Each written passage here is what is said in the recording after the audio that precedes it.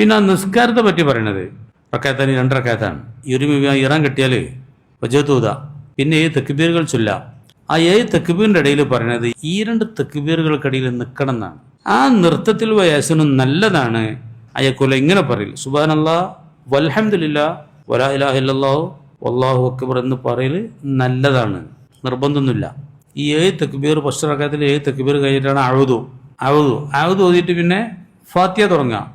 രണ്ടാമത്തെ റക്അത്തിൽ 5 തക്ബീർ ഓത്തിന്റെ മുമ്പ് ഓതാൻ തുടങ്ങിയാൽ പിന്നെ ഇത് മിസ്സായിട്ടോ, ഈ തക്ബീർ മറന്നാണ്ട് നമ്മൾ പഴയ ഓർമ്മക്ക് ആയുധകൊണ്ട് ഓതി കുഴപ്പമില്ല. ആയുധത്തിന് ശേഷം ബിസ്മി തുടങ്ങിയാൽ പിന്നെ തക്ബീറിന് പ്രസക്തിയില്ല. അഊദു ഓതിയാലും എന്ത് ചൊല്ലാം, തക്ബീർ ചൊല്ലാം. ബിസ്മില്ലാഹിർ റഹ്മാനിർ റഹീം പറയാൻ തുടങ്ങിയാൽ പിന്നെ തക്ബീറിന്റെ അത് മിസ്സായിപ്പോയി, പിന്നെ അത് ചൊല്ലരുത്, ഓത്തിന്റെ മുമ്പായിരിക്കണം. അഊദു ഓതിച്ചിട്ട് കുഴപ്പമില്ല. ആ തക്ബീർ എങ്ങനെ പറയുമ്പോൾ കൈ ഉയർത്തണം, ഉറക്കെ പറയും വേണം. ഇമാമും മോമും ഒക്കെ ഉറക്കെയാണ് പറയേണ്ടത്. ഇമാമും ഉറക്കെ, മോമുമാണെങ്കിൽ ഉറക്കെയാണ് തക്ബീർ പറയേണ്ടത്, അല്ലേ? പറയലുണ്ടോ? കഥ വീട്ടാണെങ്കിലും മടിയിലാണ്. ചിലവല്ല ആ ഓർമ്മക്ക് മൈത്തിസ്കാരത്തിൽ ഉറക്ക തക്ബീറില്ലോ മാമുമയങ്ങൾ, അത് തെറ്റാണ്. മൈത്തിസ്കാർ ഇതേമാർക്ക് തക്ബീർ ഇങ്ങനെ ചെല്ല് തന്നെയാണല്ലോ, പക്ഷെ അവിടെ ഉറക്കാക്കരുത്. ഇമാമ മാത്രമേ ഉറക്കാക്കാവൂ.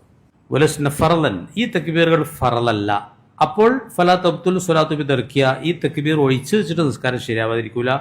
വലാ ബഅദൻ, ഇത് അബഅദ സുന്നത്തുമല്ല. അബഅദ സുന്നത്താണെങ്കിൽ സെവിന്റെ സുജൂദ് ഉണ്ടാവും, അത് മറന്നാൽ സെവിന്റെ സുജൂദും ചെയ്യണ്ട. പണ്ടൊരു മൂലയൊരു ഒരു തക്ബീർ മറന്നു, ഏഴ് ചിലരത് കാരണം ചൊല്ലി സലാം വീട്ടയോട് ഓങ്ങിയപ്പോഴത്തേന് ഒരാൾ വേക്കുന്നത് സുബ്ഹാനല്ലാഹ്. പിന്നെ ഉണ്ടായത് ഞാൻ പറയണില്ല, അവിടെ എന്തൊക്കെ സംഭവിച്ചു. അപ്പം അങ്ങനെ സുബ്ഹാനല്ലാഹ് പറയാൻ നിൽക്കേണ്ടതും ഇതങ്ങനത്തെ അബഅദ സുന്നത്തൊന്നുമല്ല. അബഅദ സുന്നത്താണെങ്കിലാണ് സെവിന്റെ സുജൂദ് വരിക. 2 ഖുതുബ വേണം എന്നാണ് പറയുന്നത്. സ്കെച്ചിട്ട് 2 ഖുതുബ ഓതൽ സുന്നത്താണ്. ആ ഖുതുബയിൽ ഫിത്ർ സക്കാത്തിനെ പറ്റി ഓന്നി പറയൽ സുന്നത്താണ്.